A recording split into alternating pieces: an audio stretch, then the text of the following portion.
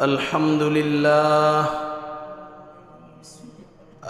لله وكفى وسلام على عباده الذين اصطفى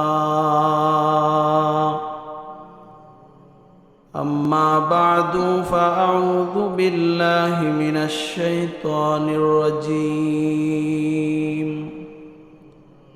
بسم الله الرحمن الرحيم إن صلاتي ونسكي ومحياي ومماتي لله رب العالمين صدق الله العظيم. وقال النبي صلى الله عليه وسلم إنما الأعمال بالنيات أو كما قال عليه الصلاة والسلام.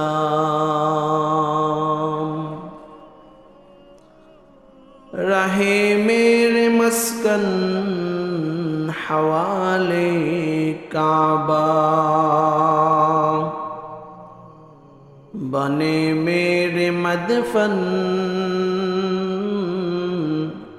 دیار مدینہ بلغ العلا بکمالہ کشف التجا بجمالہ حسنت جمیع خصالہ صلوا علیہ وآلہ. ওহে মদিনা বাসী, ধন্য তোমাদের এ জীবন, তোমাদের বুকে শুয়ে আছেন দুজাহানের মহাজন বলগল উলা বিকমালিহি কশফত তুজা বিজমালিহি হাসনত জমিউ খিসালিহি সল্লু আলাইহি ওয়ালিহি. আলহামদুলিল্লাহ, আল্লাহ তাআলা দরবারে লাখ কোটি শুকর এবং সুজুদ আদায় করছি যে আল্লাহ তাআলা আমাদেরকে দয়া করে মায়া করে ভালোবেসে রহমতি বরকতি জান্নাতের টুকরা বাগান আল্লাহ তাআলার ঘর মসজিদে আগে আগে আসার বসার দামি কিছু কথা শোনার এবং শোনানোর তৌফিক করে দিয়েছেন।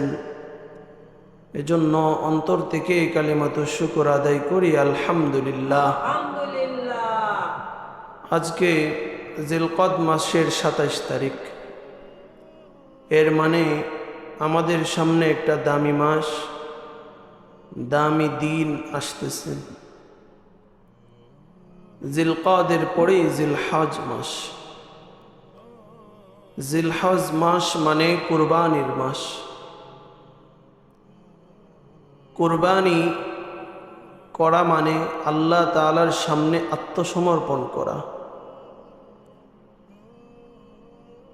যে আত্মসমর্পণ করে তাকে মুসলিম বলা হয়। মুসলিম শব্দের অর্থ এটাই যে আল্লাহ তাআলার সামনে আত্মসমর্পণ করেছে। প্রক্ষান্তরে যে আত্মসমর্পণ করে সে আর নিজের মতো করে চলতে পারে না। যে যার কাছে আত্মসমর্পণ করে সে যেভাবে বলে সেভাবেই চলে। কথা ঠিক না বেঠিক? সে যদি নিজের মতো করেই চলে তাহলে তো আত্মসমর্পণ হইল না। আল্লাহ তাআলা বলেন, যারা আমার কাছে আত্মসমর্পণ করে আমি তাদের জান এবং মালের বিনিময়ে জান্নাত দিয়ে দেব। সুবহানাল্লাহ।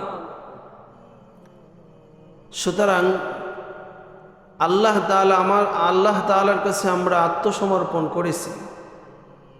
এখন আল্লাহ তাআলা বলতেছেন তোমরা কুরবানি করো। যারা কুরবানি করবে, যাদের নেশাব পরিমাণ টাকা হয়েছে, সম্পদ হয়েছে, তারা কুরবানি করবে। এর মানে আল্লাহ আমি তোমার সামনে আনুগত্য প্রকাশ করলাম। যারা কুরবানি করলো তারা আল্লাহর সামনে কি করলো? আনুগত্য প্রকাশ করলো, তার আইনের কাছে, তার নিয়মের কাছে নিজেকে সঁপে দিল। যারা কুরবানি করলো তারা মিল্লাত আবিকুম ইব্রাহিম হুয়া সাম্মাকুমুল মুসলিমিন, মুসলিম জাতির পিতা হযরত ইব্রাহিম আলাইহি ওয়াসাল্লাম তার সুন্নতকে অনুসরণ করলো। সুবহানাল্লাহ।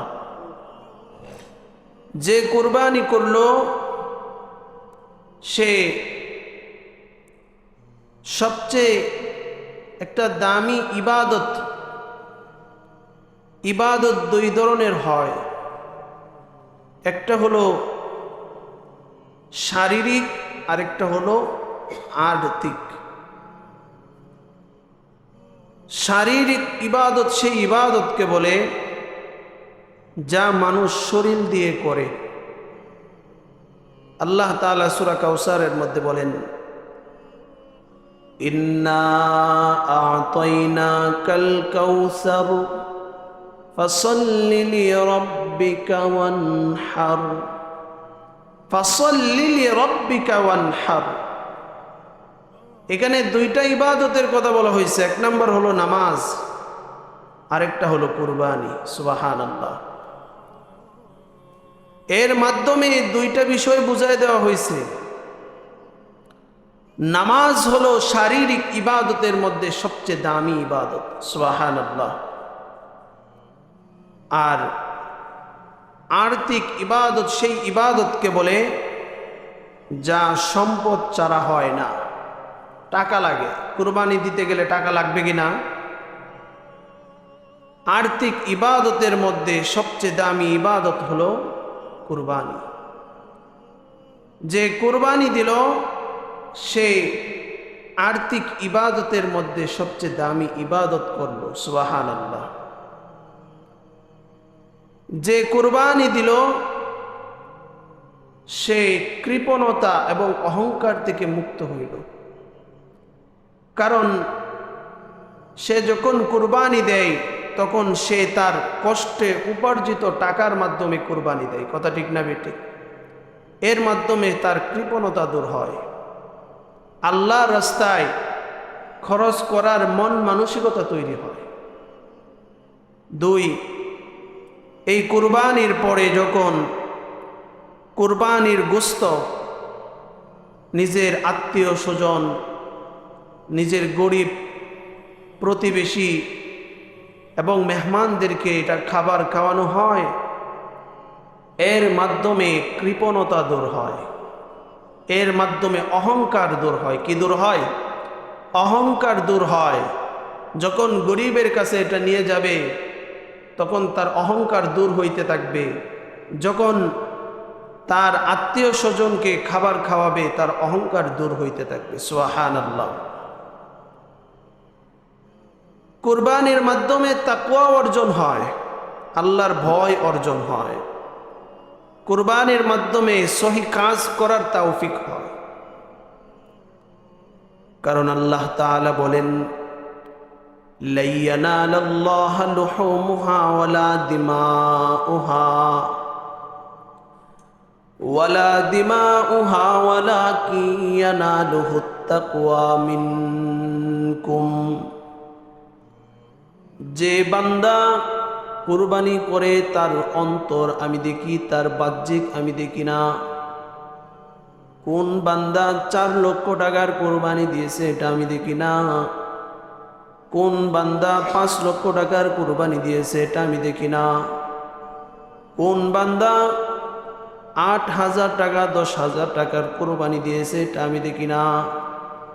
আমি দেখি বান্দার ভিতরে তাকওয়া আল্লাহ আছে কি নাই। বান্দার ভিতরে যদি আমাকে দেখানোর জন্য হয় তো আমি আল্লাহ তার কুরবানি কবুল করিয়া নে। সুবহানাল্লাহ। বান্দাও যখন কুরবানি করে তখন তার অন্তরে তাকে আল্লাহ আমি তোমাকে দেখানোর জন্যই করতেছি। কথা ঠিক না বেঠিক?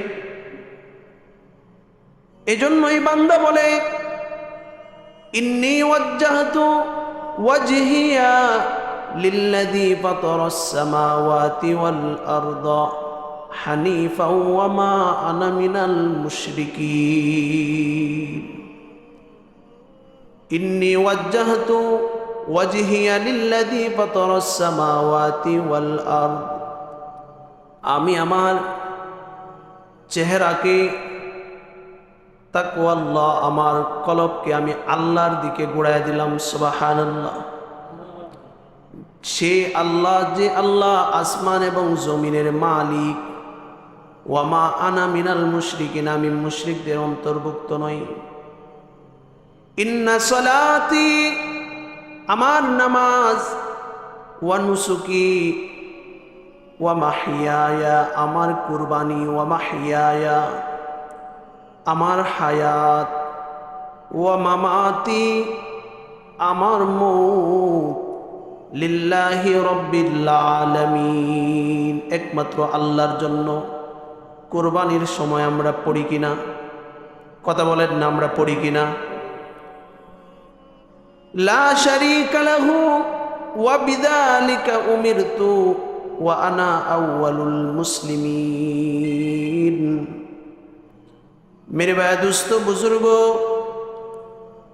ला शरीका लहू व बिदालिका उमिरतु व अना अव्वलुन व अना मिनाल मुस्लिमीन। আল্লাহ যারা কোনো মাবুদ নাই, আমরা হলাম মুসলমান। কথা ঠিক না বেটি? এই স্বীকারোক্তি আল্লাহর সামনে দিয়া বিসমিল্লাহি আল্লাহু আকবার বলে কুরবানি করি।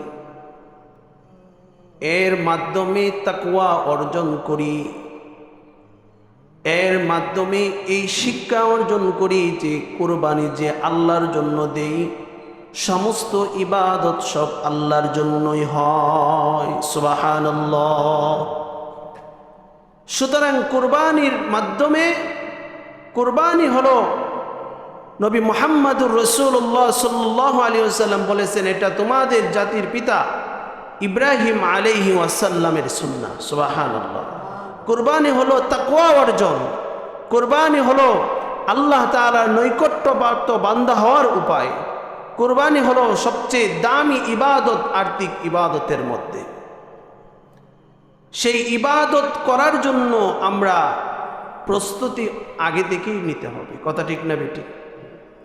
সোমবার অথবা মঙ্গলবারে মনে হয় চাঁদ উঠবে। যারা কুরবানির নিয়ত করতেছেন তারা অবশ্যই চাঁদ ওঠার আগেই চুল, দাড়ি, নখ, হাতের নখ, পায়ের নখ এগুলো কেটে ফেলবেন। চাঁদ ওঠার পরে যেন আর কাটার জরুরত না হয়। বুঝাইতে পারছি কথাটা?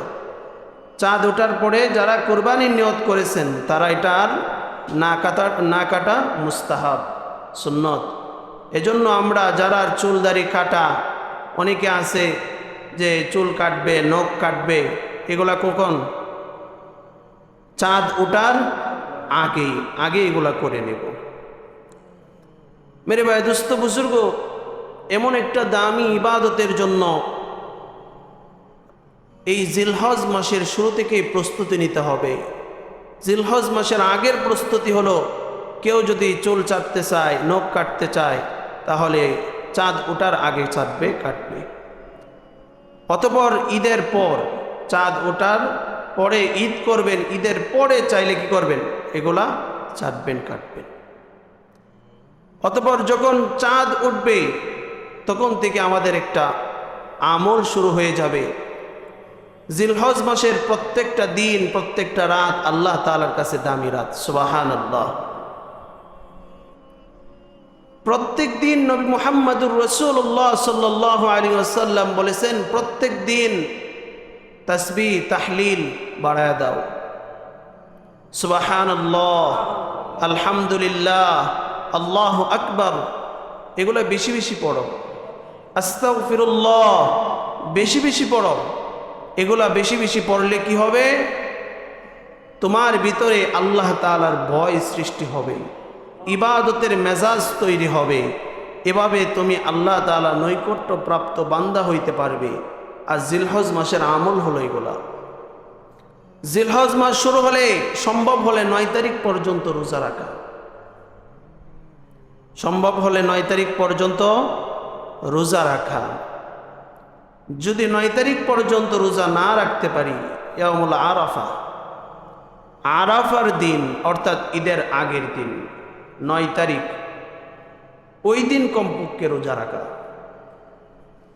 নবী মুহাম্মদুর রাসূলুল্লাহ সাল্লাল্লাহু আলাইহি ওয়াসাল্লাম বলেন, কেউ যদি আরাফার দিনে রোজা রাখে, আল্লাহ তাআলা তার সামনে এবং পিছনের 2 বৎসরের ছোট গুনার কাফারা এই রোজাকে দিয়ে দেন। সুবহানাল্লাহ। যে আরাফার দিন রোজা রাখবে, এই রোজা তার জন্য 2 বছরের ছোট্ট ছোট্ট গুনাহ আমাদের আছে না নাই, এই গুনার কাফারা স্বরূপ হয়ে যাবে। সুবহানাল্লাহ। মেরে ভাই দোস্ত বুজুর্গ, আবার ঈদের 3 দিন ঈদ, অতঃপর আরো 2 দিন কেউ রোজা রাখা যাবে না। মুজাদ্দিদে আল ফেসানি রহমাতুল্লাহ আলাইহি তিনি বলেছেন,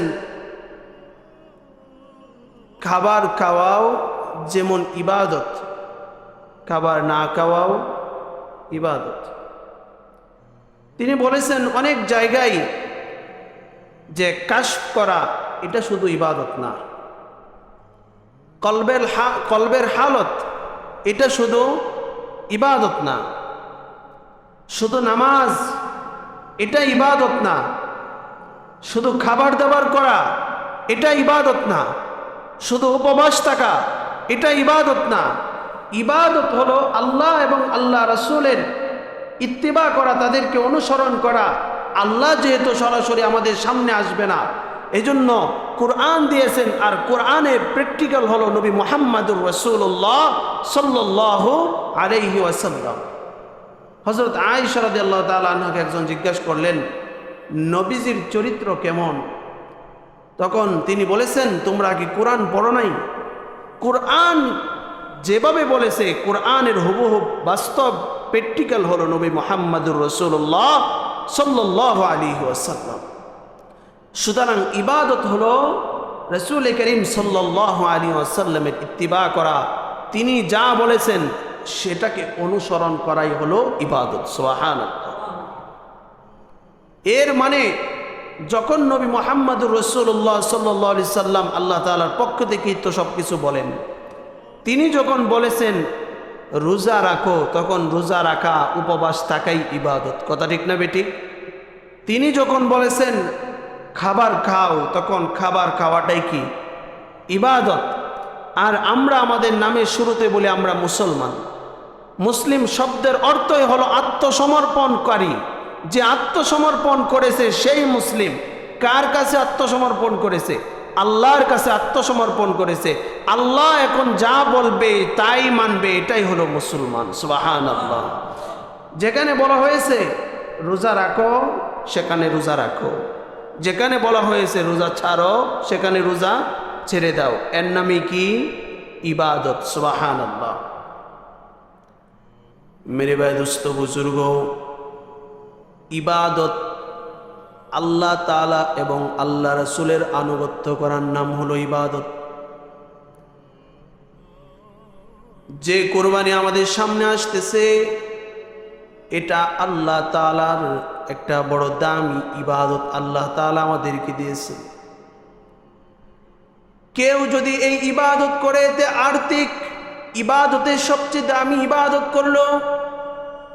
কেউ যদি এই ইবাদত করে, নবী মুহাম্মদুর রাসূলুল্লাহ সাল্লাল্লাহু আলাইহি ওয়াসাল্লাম বলেন, কেউ যদি এই ইবাদত করে, তো তার কুরবানির পশু যত পশম আছে, সকল পশমের বিনিময়ে আল্লাহ তাআলা একটি করে সওয়াব দান করতে থাকবেন। সুবহানাল্লাহ।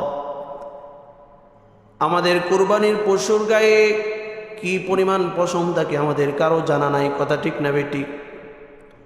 প্রত্যেকটি পশমের বিনিময়ে আল্লাহ তাআলা আমাদেরকে একটি করে সওয়াব দান করতে থাকবেন। হযরত ফাতেমা রাদিয়াল্লাহু তাআলা আনহাকে নবী মুহাম্মদুর রাসূলুল্লাহ সাল্লাল্লাহু আলাইহি ওয়াসাল্লাম বলে, ফাতেমা কুরবানি দাও, কুরবানির ফজিলত কি তুমি জানো নি? কুরবানির ফজিলত হলো যখন কোনো বান্দা কুরবানির পশু জবাই করবে, রক্ত মাটিতে পড়ার আগে আল্লাহ তাআলা তার কুরবানি কবুল করিয়া নেন। সুবহানাল্লাহ। মেরে ভাই দোস্ত বুজুর্গ, হযরত ইকরিমা রাদিয়াল্লাহু তাআলা আনহু তিনি বর্ণনা করেন, নবী মুহাম্মদুর রাসূলুল্লাহ সাল্লাল্লাহু আলাইহি ওয়াসাল্লাম বলেন, কুরবানির পশু রক্তেও মাটিতে পড়তে থাকে, প্রত্যেক ফুটার বিনিময়ে আল্লাহ তাআলা তার জিন্দেগীর গুনাহগুলা মাফ করিয়া দেন। সুবহানাল্লাহ। শুধু তাই নয়, যে পশু কুরবানি করবেন ওই পশুর হাড্ডি, ওই পশুর শিং, ওই পশুর চামড়া, পোড়া পশু ময়দানে মাহশারে আল্লাহ তাআলার সামনে আপনার পক্ষে সাক্ষী হয়ে দাঁড়াবে। সুবহানাল্লাহ। ইয়াউমা ইয়াফিরুল মারউ মিন আখিহি ওয়া উম্মিহি ওয়া আবিহি ওয়া সাহিবাতিহি ওয়া বানিহি। কত ভয়ঙ্কর কথা! যখন ময়দানে মাহশার হয়ে যাবে, নিজের ভাই থেকে পলায়ন করবে। কত ভয়ঙ্কর কথা! নিজের মা নিজের সন্তান থেকে পলায়ন করবে। কত ভয়ঙ্কর কথা! নিজের বাবা নিজের সন্তান থেকে, সন্তান বাবা থেকে পলায়ন করবে। ওই সময় আপনার কুরবানির পশু, যে কুরবানির পশু আপনি দুনিয়াতে কুরবানির পরে উপভোগ করেছেন, দুনিয়া উপভোগ করেছেন, ওই কুরবানির পশু আবার আল্লাহ তাআলার সামনে আপনার পক্ষে সাক্ষী দিবে। সুবহানাল্লাহ। মেরে ভাই দোস্ত বুজুর্গ, কুরবানি দিন, কুরবানি সবচেয়ে বড় ইবাদত। যে কুরবানির দিন কুরবানি করবে সে আল্লাহ তাআলার নৈকট্য প্রাপ্ত বান্দাদের একজন হয়ে যাবে। সুবহানাল্লাহ। মেরে ভাই দোস্ত বুজুর্গ, যারা কুরবানি করবে কয়েকটা ফজিলত আপনাদের সামনে তুলে ধরলাম। এক নম্বর ফজিলত, কুরবানির দিন কুরবানি করাই সবচেয়ে বড় ইবাদত। অনেকে আছে কুরবানির দিন কুরবানি না দিয়ে আকিকা দেয়, আছে না নাই? আছে, পার্সেন্টেজ খুব কম, কিন্তু একবারে না করতে পারবেন না, আছে।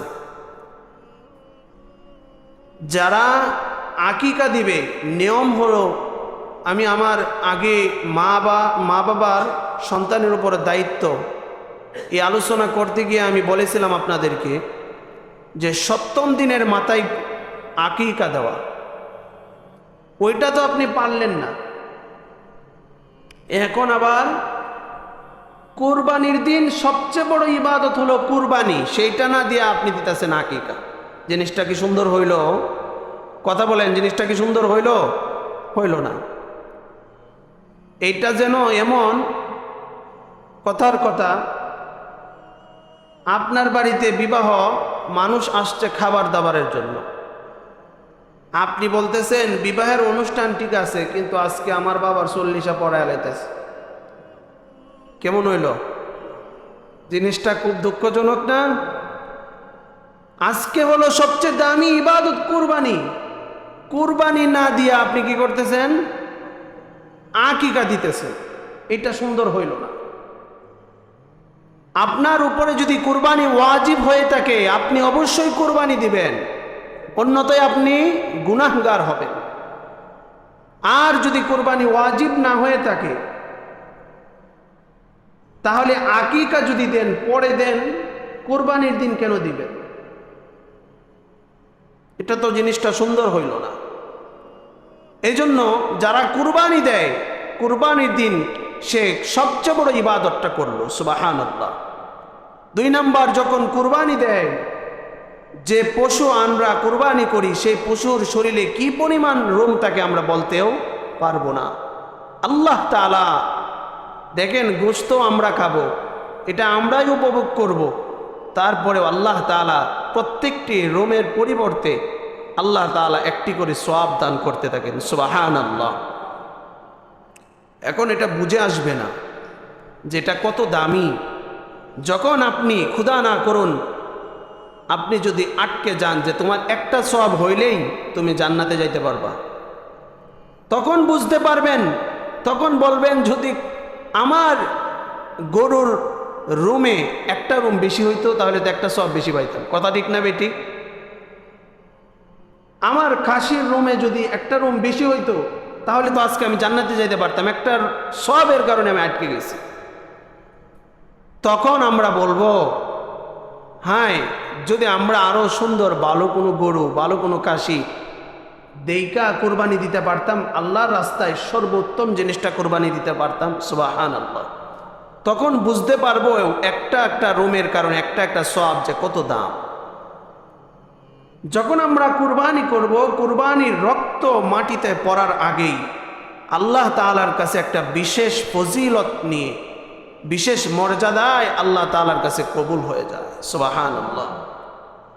হযরত ফাতেমা রাদিয়াল্লাহু তাআলা আনহা তিনি বলেন, নবী মুহাম্মদুর রাসূলুল্লাহ সাল্লাল্লাহু আলাইহি সাল্লাম বলেন, কুরবানি করার সময় রক্ত পড়ার আগেই আল্লাহ তাআলা এটা কবুল করে নেন, সুবহানাল্লাহ। এই যে এতগুলা ফজিলত, এই ফজিলত তখনই পাবো যখন আমরা এই কুরবানির হক আদায় করব, সুবহানাল্লাহ। কুরবানির হক কি? 1 নাম্বার, নিয়তকে সহি করা, নিয়তকে সহি করা। নবী মুহাম্মদুর রাসূলুল্লাহ সাল্লাল্লাহু আলাইহি ওয়াসাল্লাম বলেন, عن عمر بن الخطاب رضي الله تعالى عنه قال قال رسول الله صلى الله عليه وسلم إنما الأعمال بالنيات وإنما لكل امرئ ما نوى فمن كانت هجرته إلى الله ورسوله ومن كانت هجرته إلى دنيا يصيبها أو امرأة ينكحها فهجرته إلى ما هاجر إليه। লম্বা হাদিসের মধ্যে বলা হয়েছে যে ইন্নামাল আমালু বিন্নিয়াত, সমস্ত আমল নিয়তের উপরে নির্ভরশীল। বান্দা যখন কুরবানি করবে আল্লাহ তাআলাকে রাজি খুশি করার জন্য, যে আল্লাহ তাআলা হুকুম করেছেন আমি কুরবানি করতেছি, এটার নাম হলো নিয়ত সহি, সুবহানাল্লাহ। শুধু নিয়ত সহি থাকলে হবে না, আখলিস দীনাকা ইয়াকফিকাল আমালুল খলিল, ইখলাস থাকতে হবে। মেরে ভাই, দোস্ত, বুজুর্গ, নিয়ত সহি মানে আল্লাহ তাআলা বলেছেন এই জন্য কুরবানি করতেছি, এটার নাম হলো নিয়ত সহি। বুঝাইতে পারলাম আপনাদেরকে নিয়ত সহি কাকে বলে? আল্লাহ তাআলা বলতেছেন এজন্য আমি কুরবানি করলাম, এটা হলো নিয়ত সহি। আখলিস দীনাকা ইয়াকফিকাল আমালুল খলিল, ইখলাস হলো মানুষকে দেখানোর জন্য নয়। আল্লাহ তাআলা বলেছেন এরপরে কুরবানি যে আমি করতেছি এটা মানুষকে দেখানোর জন্য নয়, বরং আমি আমার আল্লাহকে দেখানোর জন্য। আমার কষ্টে উপার্জিত টাকা, আমার লালন পালন করা আমার প্রিয় পশুকে আমি কুরবানি করলাম আল্লাহর সামনে। এর জন্য এমন একটা মেসেজ দেওয়া যে আমি আমার পশুকে যেমন কুরবানি করলাম, শুধু পশু নয়, শুধু আমার অর্থ নয়, টাকা নয়, যদি কখনো তোমার আনুগত্য প্রকাশ করার জন্য নিজেকে কুরবানি করতে হয় তাহলে আমি আল্লাহ তোমার সামনে কুরবান হয়ে যাব, সুবহানাল্লাহ। মেরে ভাই দুস্থ বুজুর্গ, এই মন মানসিকতা এখন আমাদের ভিতরে নাই।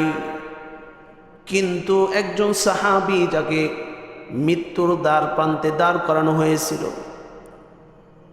কড়াই গরম করে তেল গরম করতেছে, আর তাকে বলা হইতেছে কালিমা ছেড়ে দাও, যদি কালিমা না ছাড়ো তো তোমাকে এই তেলের কড়াইয়ের মধ্যে ডুবায় দেওয়া হবে।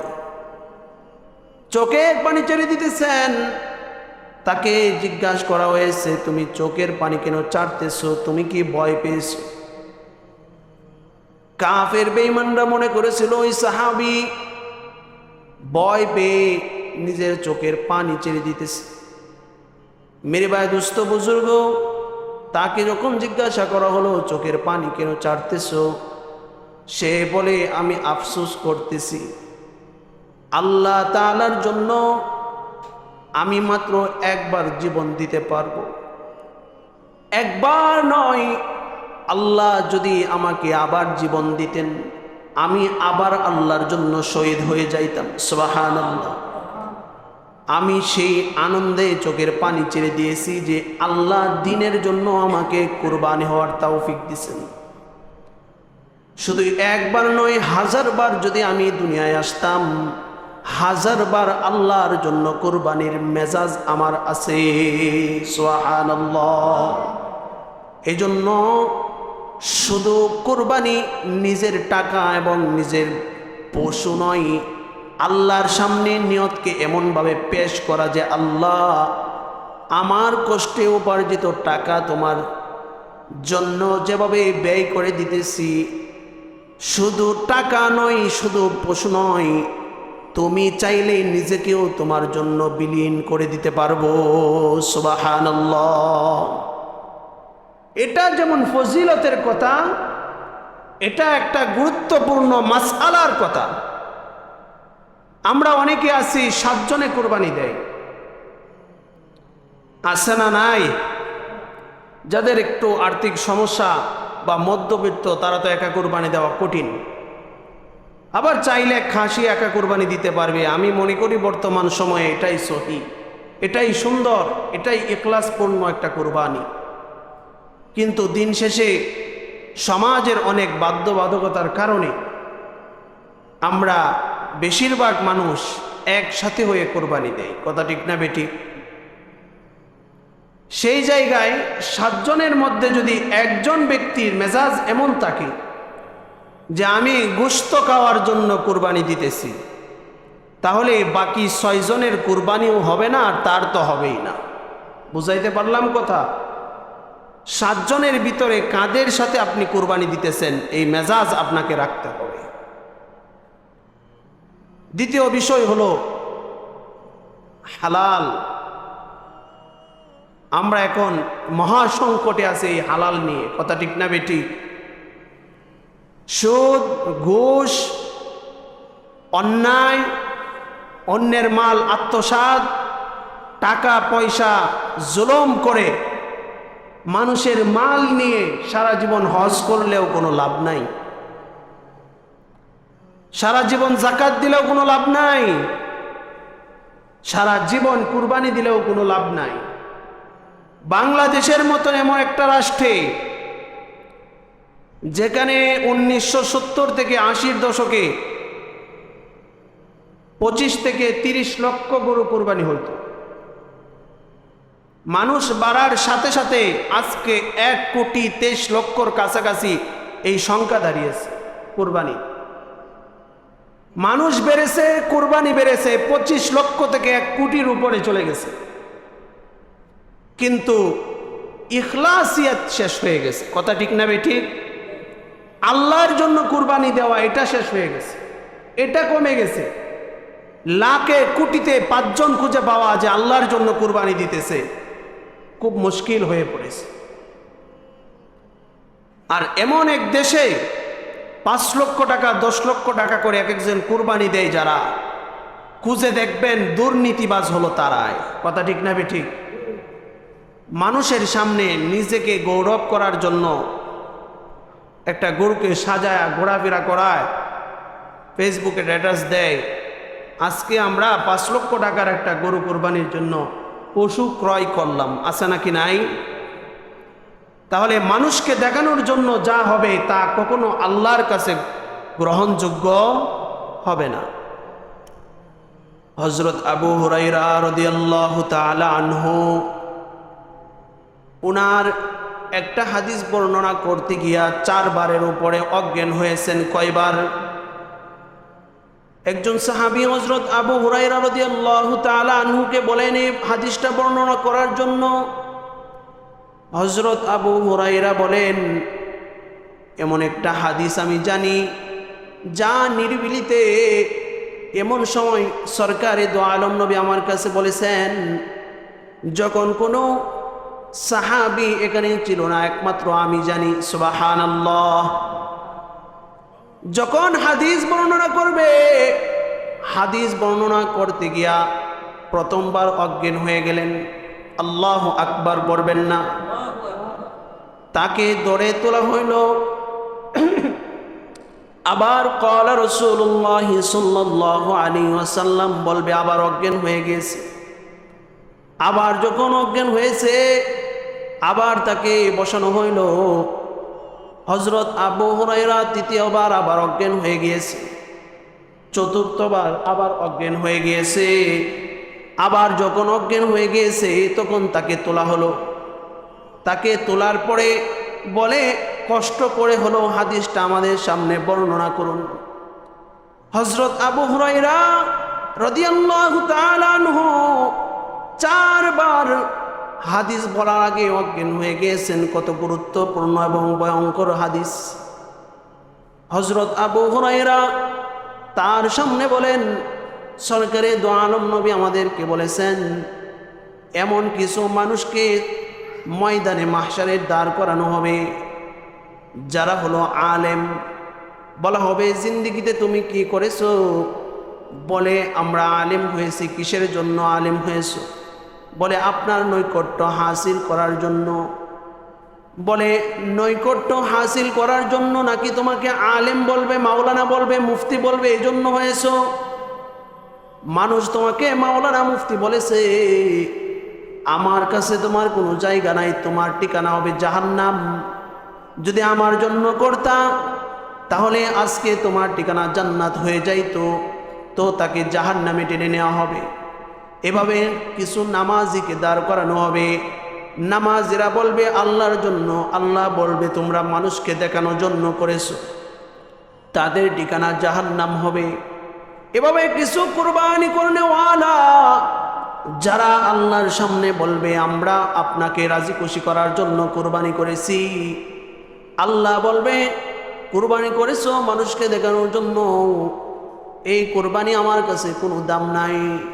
কুরবানির গরু কিনে ফেসবুকে স্ট্যাটাস দিয়েছো আজকে 4 লক্ষ 10 লক্ষ টাকার কুরবানির গরু কিনেছি। মানুষ বলবে অমুক পাড়ার অমুক লোক এত বড় গরু কোরবানি দিতেছে, কত বড় ব্যক্তিত্ব। এই ব্যক্তিত্ব ফুটানোর জন্য যারা কোরবানি দিয়েছো তাদের কোনো অংশ আজ আখিরাতের মধ্যে নাই, তাদের ঠিকানা জাহান্নাম হবে।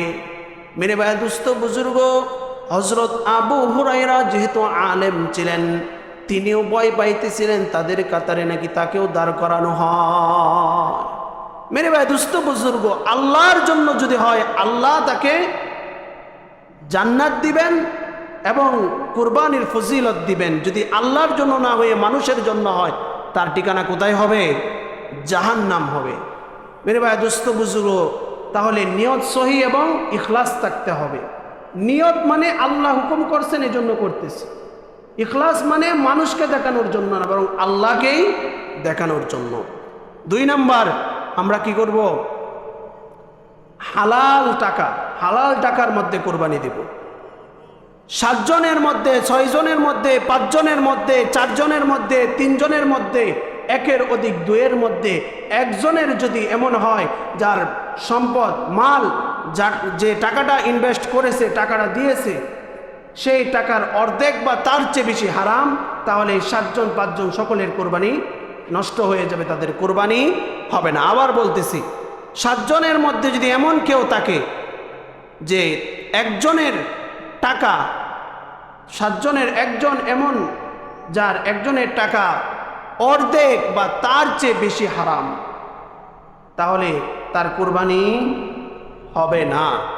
এজন্য আমরা যখন সাথী খুঁজব তখন ভালো মানুষকে খোঁজার চেষ্টা করব। আল্লাহ তাআলা তৌফিক দান করেন। 3 নাম্বার, শরীয়ত সম্মতভাবে কুরবানি দিব। শরীয়ত সম্মতভাবে কুরবানি দিব। মন চাইলো একভাবে ফালায়া একবারে কুরবানি দিয়ে দিলেন। আল্লাহ তাআলা কোরআনের মধ্যে বলেন, যে পশু কুরবানির সময় জবেহ করার সময় আল্লাহর নাম নেওয়া হয় না ইচ্ছা করে, সেই পশু খাওয়া হারাম। সেই পশু খাওয়া হারাম।